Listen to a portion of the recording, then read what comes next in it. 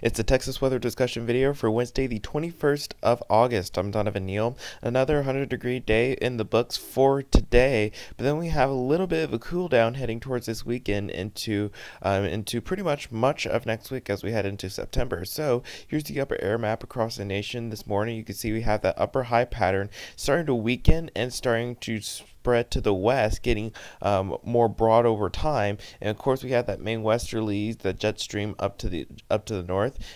And of course, temperatures mostly in the low 80s starting out this morning, with the 100-degree century mark expected later this afternoon. Across the watch warning map, we have a couple more counties shaved from the heat advisory. A couple of counties to the west of Interstate 35 shaved from the heat advisory, but the heat advisory still remains in effect for much of the greater DFW metroplex, and also points to the east as well. And across the convective outlooks, we have a standard slight risk for parts of Pennsylvania and New Jersey extending to the north and near New England, but the broad severe weather risk runs from there all the way to the high plains.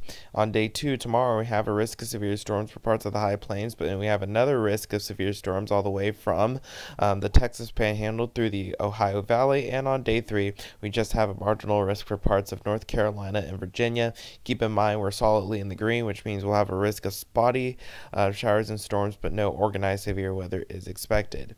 Here's the average rainfall for the next 7 days. Of course, most of the rain is concentrated over the Corn Belt, the Deep South as well, and down here, not much of anything expected for much of Central or West or North Texas. So most of Texas stays solidly dry as a result of that upper high pattern. But of course, we could see some spotty showers Friday night into Saturday during the day. And of course, on the tropics, we have the rapidly developed tropical storm Chantal that's in the northern Atlantic. That's expected to turn to the south and just meander over the northern Atlantic and dissipate by early next week. So the rest of the Atlantic basin remains quiet. So let's go on to the dailies here. This is the GFS. This is the 060 run out this afternoon at 4 o'clock local time. 500 millibars. You can see we have that ridge. You can see we have that weakness in the ridge down here.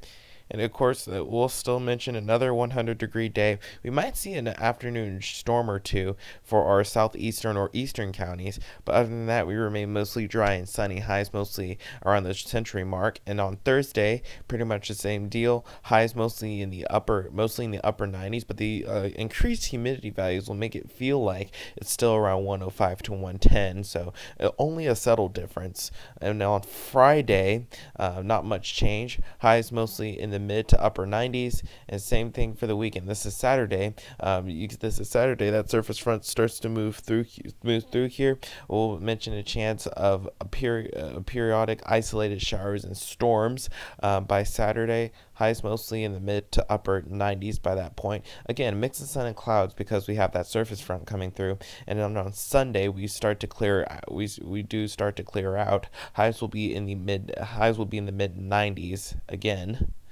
And here's Monday of next week. Again, highs in the mid 90s with a mix of sun and clouds. Same thing on Tuesday.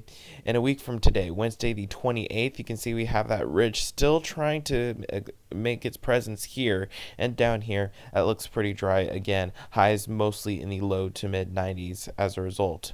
And let's go out 10 days. This is Friday the 30th of August. You can see we have that we have troughing pattern change, troughing here, ridging in the west, and down here that looks pretty dry. But you can see from the numbers for the next 15 days, again, highs mostly stay in the mid to upper 90s for the rest of August, but then as we hit towards September, the beginning of next month, highs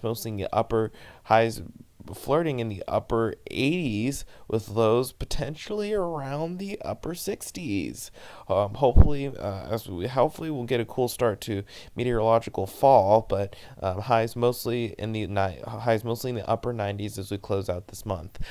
That's it for the Texas weather discussion video for today. Our notes in a blog. Next video here will be posted at around 8:30 tomorrow morning. If you can't catch local TV stations on the air this afternoon at 4, 5, 6, and 10 o'clock.